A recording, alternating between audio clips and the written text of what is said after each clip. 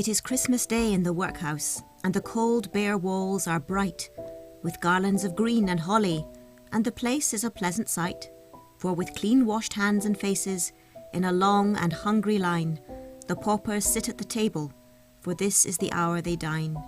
And the guardians and their ladies, although the wind is east, have come in their furs and wrappers to watch their charges feast, to smile and be condescending, put pudding on pauper plates, to be hosts at the workhouse banquet they've paid for, with the rates. Oh, the paupers are meek and lowly, with their thank ye kindly mums, so long as they fill their stomachs, what matter it whence it comes? But one of the old men mutters, and pushes his plate aside. Great God, he cries, but it chokes me, for this is the day she died. The guardians gazed in horror. The master's face went white. Did a pauper refuse the pudding? Could their ears believe aright?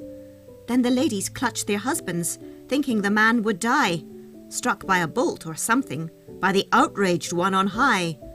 But the pauper sat for a moment, then rose mid silence grim, for the others had ceased to chatter, and trembled in every limb. He looked at the guardians' ladies, then eyeing their lords, he said, I eat not the food of villains, whose hands are foul and red, whose victims cry for vengeance from their dark unhallowed graves. He's drunk, said the workhouse master, or else he's mad and raves. Not drunk or mad, cried the pauper, but only a haunted beast, who torn by the hounds and mangled, declines the vulture's feast. I care not a curse for the guardians, and I won't be dragged away. Just let me have the fit out. It's only on Christmas Day that the black past comes to goad me and prey on my burning brain. I'll tell you the rest in a whisper. I swear I won't shout again. Keep your hands off me, curse you. Hear me right out to the end. You come here to see how paupers the season of Christmas spend. You come here to watch us feeding as they watch the captured beast. Here's why a penniless pauper spits on your poultry feast. Do you think I will take your bounty and let you smile and think you're doing a noble action with the parish's meat and drink? Where is my wife, you traitors, the poor old wife you slew? Yes, by the God above me, my Nance was killed by you. Last winter my wife lay dying, starved in a filthy den. I had never been to the parish. I came to the parish then.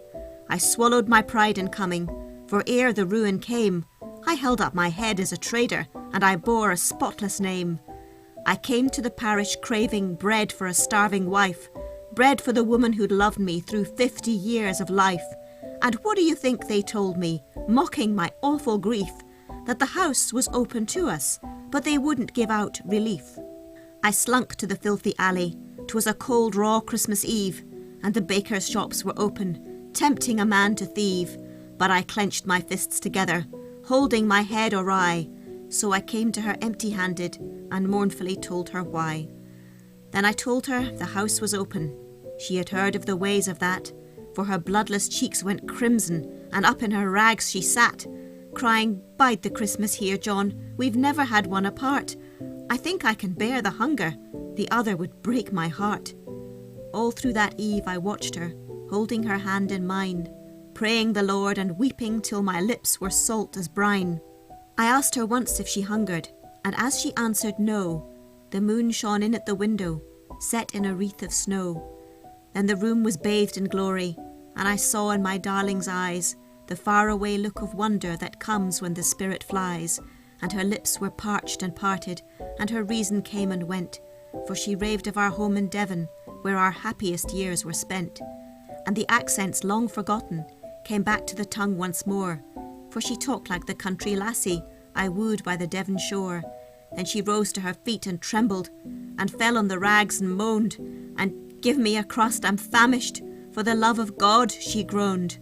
I rushed from the room like a madman, and flew to the workhouse gate, crying, Food for a dying woman, and the answer came, too late. They drove me away with curses, then I fought with a dog in the street, and tore from the mongrel's clutches a crust he was trying to eat. Back through the filthy byways, back through the trampled slush, up to the crazy garret, wrapped in an awful hush. My heart sank down at the threshold, for I paused with a sudden thrill, for there in the silvery moonlight My Nance lay cold and still. Up to the blackened ceiling, the sunken eyes were cast. I knew on those lips all bloodless, my name had been the last. She called for her absent husband. Oh God, had I but known, had called in vain and in anguish, had died in that den alone.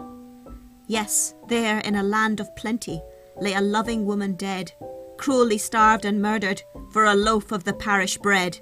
At yonder gate last Christmas I craved for a human life. You who would feed us paupers, what of my murdered wife? There, get ye gone to your dinners. Don't mind me in the least. Think of the happy paupers eating your Christmas feast. And when you recount their blessings in your smug parochial way, say what you did for me too, only last Christmas Day.